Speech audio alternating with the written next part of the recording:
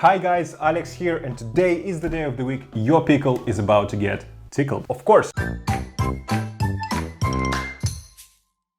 We will start with the most disappointing news I've heard in a very long time. It completely destroyed my faith in large corporations. So we have Geofence Warrants, and what it is basically a law enforcement organization can, without any approval from the government, go to large companies like Google, Microsoft, Apple, Uber, Snapchat, TikTok, you name it, to any organization, large ones, and say, look, I need information on all devices that were in this specific area at this period of time. So let's say in Covent Garden from 1 to 4 p.m. I need all the devices that were there at that specific time. And companies have to comply. They have to give that information out. In retrospect, so you understand what's happening, in 2018 there were 941 of those requests from law enforcement to Google, and we're just talking about Google, all right? In 2020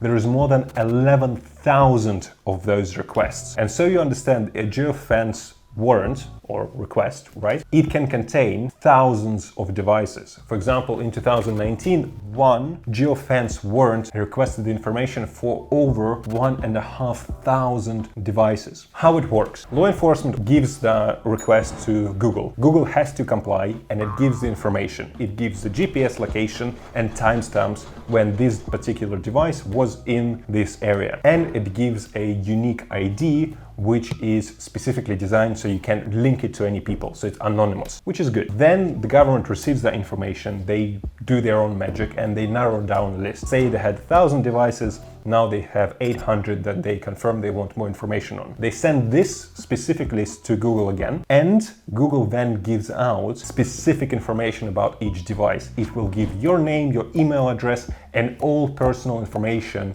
they have on you to law enforcement without your consent.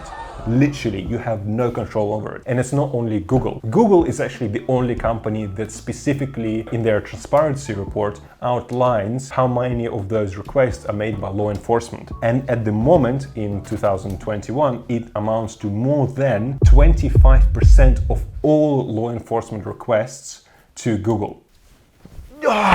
Can you imagine literally just being somewhere nearby to a situation that took place somewhere that you have nothing to do with? Your information, your personal information, will be shared with law enforcement as a potential suspect. And then law enforcement can contact you and literally get you arrested and bring you into their office to discuss what has happened. And the problem is, it's not only Google that they're taking this information from. They go to Uber, Apple, Microsoft, TikTok, Snapchat, Instagram, Facebook, any corporation they can go to and say, here's a Geofence warrant, give me that information. Give them to me now. And the company has to comply with it. There is nothing they can do about it. The problem is that these warrants are not really checked by anyone. So in the standard situation, when a law enforcement agency wants to find out more information about you and they want to do a search in your house, for example, or tough wire you or whatever they need to do, they have to go to the judge,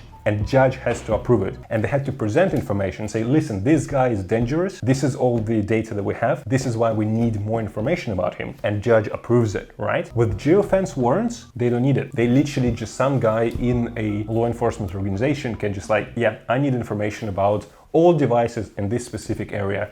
Give it to me right now. And Google will comply. There's no judge involved in this process. There is no due diligence in this process, and that's very scary. And that's what broke my heart, because I'm using Google all the time, and I love the Google Maps history, which tells kind of me where I was at any specific given time and place. It's super helpful, super useful to me, and I realized that it can be used, so any law enforcement organization can be just like, that's Alex, that's where he was at that time, maybe he's a suspect, why don't we bring him in? And that's what really upsets me and disappoints me. The thing is, there's nothing you can do about it, literally nothing, except maybe protest or write to the government, but like, who gives a shit, right? So more likely than not, nothing you can do, which is very disappointing. But probably another stone into the direction that more people will want more privacy when it comes to Google or any of their devices. Very upsetting that Apple also gives that information out because they are very privacy focused, but turns out not really. When government is involved, there is no such thing as privacy. Good to know.